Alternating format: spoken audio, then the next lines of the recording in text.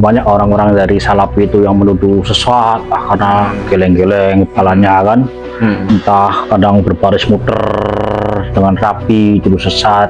Apa alasannya mereka menuduh sesat kan? Itu pertanyaan dasarnya kan.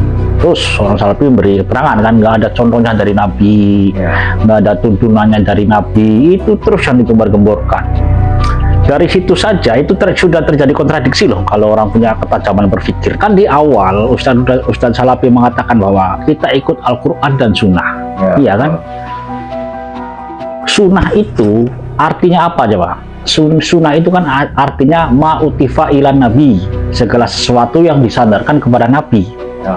Bisa perbuatan Nabi, bisa ucapan Nabi, sunnah qauliyah, bisa persetujuan Nabi, sunnah takririyah. Andai kata tidak ditemukan dalam sunnah Nabi itu, kita kan masih punya rujukan lagi, ya kan? Yaitu apa? Al-Quran.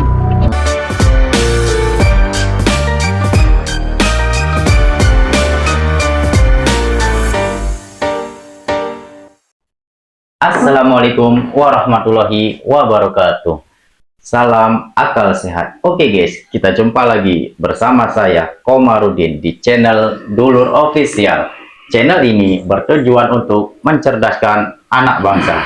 Oke guys, untuk tema pembahasan kita kali ini, kita akan membahas mengenai orang zikir atau tasawuf. Apakah benar zikir orang tasawuf itu sesat? Maka dari itu kita akan membahasnya bersama narasumber kita, Abdul Rozak. Akan tetapi, sebelum ke dalam pembahasan, jangan lupa subscribe, like, dan komen agar kami lebih semangat lagi untuk membuat video-video selanjutnya. Dan saya ingatkan juga agar orang yang menonton video kita ini, agar supaya tonton sampai selesai, agar tidak salah paham atau gagal paham, dan jangan pula di-skip-skip, agar setiap apa yang kita bicarakan bisa dipahami atau dicerna dengan baik. Oke guys, kita langsung saja ke dalam pembahasannya. Oke, Abdul Rozak. Orang di luaran sana banyak memperbincangkan, mereka menuduh bahwa zikir orang tasawuf itu sesat. Menurut Anda, apakah itu benar? Assalamualaikum warahmatullahi wabarakatuh. Waalaikumsalam warahmatullahi wabarakatuh. Bismillahirrahmanirrahim. Ini ngobrol soal zikir orang tasawuf ya. Banyak orang-orang dari Salafi itu yang menuduh sesat karena geleng-geleng kepalanya kan, entah kadang berbaris muter dengan rapi itu sesat. Apa alasannya mereka menuduh sesat kan? Itu pertanyaan dasarnya kan. Terus orang Salafi memberi keterangan kan, nggak ada contohnya dari Nabi, nggak ada tuntunannya dari Nabi, itu terus yang digembar-gemborkan. Dari situ saja itu sudah terjadi kontradiksi loh kalau orang punya ketajaman berpikir tuh. Di mana letak kontradiksinya? Kan di awal Ustadz Salafi mengatakan bahwa kita ikut Al-Quran dan Sunnah, iya kan? Sunnah itu artinya apa coba? Sunnah itu kan artinya ma'utifa ilan Nabi, segala sesuatu yang disandarkan kepada Nabi. Bisa perbuatan Nabi, bisa ucapan Nabi, sunnah qauliyah, bisa persetujuan Nabi, sunnah takririyah. Andai kata tidak ditemukan dalam sunnah Nabi itu, kita kan masih punya rujukan lagi, ya kan? Yaitu apa? Al-Quran. Jadi kalau misalnya Nabi tidak kerjakan, tidak ada tuntunannya, tidak ada panduannya dari Nabi. Pertanyaan saya, kamu percaya Al-Quran nggak? Al-Quran sebagai rujukan nggak? Kan begitu. Kan di awal jargon mereka kembali ke Al-Quran dan Sunnah. Giliran menilai ibadah, kapan Nabi kerjakan? Kapan Nabi contohkan? Ada nggak tuntunannya dari Nabi? Duh, kalau nggak ada tuntunan dari Nabi, masih ada satu rujukan lagi, yaitu Al-Quran. Begitu loh cara berpikirnya itu. Jadi dari cara berpikirnya aja udah salah dari awalnya itu, kaidah-kaidah berpikirnya itu. Tapi kan zikir orang tasawuf tidak ada dalam tuntunan dari Nabi. Kenapa Anda membenarkan? Jadi begini, kalau Nabi tidak lakukan, sahabat tidak lakukan, kan masih ada satu lagi rujukan, yaitu apa? Al-Quran kan? Lihat ayat dalam Al-Qurannya itu.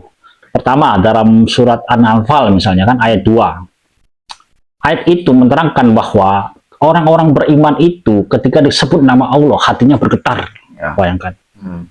Orang hatinya bergetar, zikir. Orang-orang yang beriman itu, imannya kuat, bergetar hatinya. Begitu hati bergetar, maka tubuh pun ikut bergetar.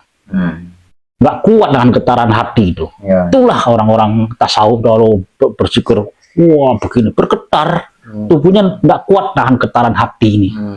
Jadi kalau nggak ada Nabi nggak lakukan, jangan langsung divonis sesat, apa bid'ah, jangan, masih punya satu rujukan lagi. Barangkali saja mereka ngambil rujukan dari Al-Quran. Ada lagi ayat di Al-Imran, ayat 190, yaitu orang-orang yang mengingat Allah dalam keadaan berdiri, duduk, dan juga berbaring, bayangkan. Jadi orang berzikir itu sambil duduk boleh, berbaring juga boleh, berbaring belajar, gosor begini boleh, dalam keadaan apapun boleh. Orang berzikir itu Al-Qur'annya membolehkan. Makanya kalau Nabi tidak lakukan, ada nggak di Al-Qur'annya itu? Begitu cara berpikirnya itu. Lalu menurut Anda, kenapa orang Salafi ini menuduh bahwa orang zikir tasawuf ini sesat? Apa landasan mereka ini? Karena dari awalnya cara berpikirnya salah, kaidah berpikirnya itu. Kan begini loh. Orang ngaku, saya ikut dalil, ikut Al-Quran dan Sunnah. Memang benar kan, ikut Al-Quran dan Sunnah. Tapi kalimat itu jangan dipotong, masih ada lanjutannya, belum lengkap lah. Orang ngikut dalil Al-Quran Sunnah, nanti ujungnya Al-Quran itu ngikut pemikiran dia akhirnya. Jadi orang ikut dalil, akhirnya dalilnya ikut pemikiran dia, begitu. Jadi kalau orang itu Salafi misalnya, ya dalil itu ikut pemikiran mereka. Kalau orang NU ikut pemikiran NU. Jadi begitu. Jadi orang tasawuf itu misalnya zikir goyang-goyang, ada dalil di dalam Al-Quran itu loh. Oke. Orang yang jadi mereka bukan mengada-ngada sendiri ya? Bukan mengada-ngada, Al-Quran membolehkan kok. Oke. Misalnya nih kita nih sambil nyangkul, sambil zikir boleh tidak? Boleh kan, dalam keadaan apa baik kan? Boleh. Dalam keadaan goreng nasi misalnya. Coba berzikir boleh kan? Boleh kan? Karena justru kita hidup tuh lebih bagus kalau selalu berzikir. Nah kita itu. Selalu mengingat Sang Pencipta. Bahkan orang Salafi ini aneh-aneh kadang. Kalau misalnya zikir Allah, nggak boleh. Itu bukan bagian dari zikir. Zikir hu, bukan bagian dari zikir. Nggak ada contoh dari Nabi, nggak ada tuntunannya dari Nabi. Lu Al-Qur'annya dipakai nggak? Pertanyaan saya tuh. Al-Qur'an itu banyak loh. Iya. Bahkan ada hadis Nabi yang mengatakan tidak akan mungkin terjadi kiamat selagi manusia itu masih berzikir Allah. Bayangkan. Boleh zikir Allah itu. Kan kalau diterangkan secara ilmiah lebih dalam lagi nih. Zikir kan artinya ingat. Ya, mengingat Allah. Ingat kan, taruhlah mulut kita tidak berucap misalnya. Asal pikiran kita ingat, itu termasuk zikir loh. Ya, misalnya kita diam lihat pencipta alam semesta, misalnya, oh bintang bagus, langit bagus, bulan bagus. Pikiran kita ingat sama Allah, itu ciptaanmu ya Allah dalam hati itu termasuk zikir, sudah ingat. Mengingat Allah ya, dalam hal apapun. Dalam hal apapun, asal dia ingat, maka itulah zikir. Arti zikir kan ingat. Mengingat Allah. Apalagi sudah berucap loh. Allah termasuk zikir. Bahkan zikir Bilal bin Rabah itu saat disiksa oleh majikannya yang bernama Hindun itu, apa zikirnya coba? Ahad. Coba. Sahabat yang mempraktekkan itu. Bukan harus subhanallah, alhamdulillah. Bukan hanya itu. Banyak ya. Banyak zikir itu. Intinya mengingat. Mengingat Allah ya. Oke. Lalu kan orang Salafi ini banyak yang berkata bahwa orang zikir tasawuf ini sesat. Lalu kenapa Ustadz Salafi ini menuduhnya? Kenapa landasan mereka ini menuduh terhadap orang zikir dan tasawuf ini bid'ah, bahkan mereka mengatakan? Itulah karena mereka itu bikin pemikiran baru. Intinya itu sebenarnya nih yang berbahaya nih, kalau saya bongkar nih isi pikiran mereka nih, yang berbahaya itu adalah bikin pemikiran baru loh, bukan ibadah baru. Bahaya loh kalau ada pemikiran baru, karena pemikiran itu kaidah, seluruh dalil itu nanti ikut pemikiran mereka, rumus ibaratnya kan. Jadi kalau misalnya Mas Komar ingin bikin aliran sesat misalnya, syaratnya gampang sekali. Apa? Cukup bikin pemikiran baru. Kalau begitu bikin pemikiran baru, nanti muncul kaidah baru. Dalil itu ikut semua sama pemikiran Mas Komar. Saya kasih contoh misalnya soal nasab yang sedang ramai ini kan. Nasab itu kan, penetapan nasab itu dari zaman dulu loh. Itu suruh wal istifadoh. Artinya apa? Sesuatu yang sudah dikenal oleh masyarakat, dikenal oleh keluarga. Itu penetapan nasab yang ditetapkan oleh ulama dari masa ke masa. Kemudian muncul pemikiran baru bahwa penetapan nasab itu harus ada kitab sejaman. Bayangkan, muncul kesesatan akhirnya kan. Akhirnya kaum Balawi nggak ada kitab sejaman, akhirnya berarti batal. Setelah argumen itu runtuh, muncul lagi pemikiran baru. Penetapan nasab harus dengan tes DNA. Bayangkan, pemikiran baru lagi kan. Sama seperti orang Salafi ini, memunculkan pemikiran baru. Jadi menurut Anda pemikiran baru ini sangat bahaya? Berbahaya, ujung-ujungnya pikirannya sesat. Akhirnya itu.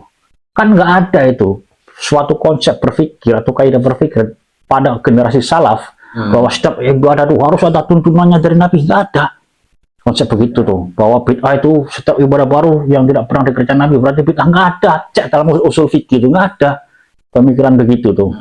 Nggak ada. Di mana-mana itu ada itu yang ditentukan adalah syarat rukunnya. Begitu loh. Mau wudhu syarat rukunnya apa, mau sholat syarat rukunnya apa, syarat rukunnya yang ditetapkan ulama itu. Bukan Nabi kerjakan nggak, Nabi contohkan nggak. Itu pemikiran baru, terlihatnya logis kan. Padahal itu salah. Oke. Terima kasih banyak nih atas pencerahannya yang begitu jelas. Mudah-mudahan orang yang menonton ini tercerahkan. Oke guys, kita akhiri saja video kita kali ini. Kita akan berjumpa lagi di video-video selanjutnya. Wassalamualaikum warahmatullahi wabarakatuh. Waalaikumsalam warahmatullahi wabarakatuh.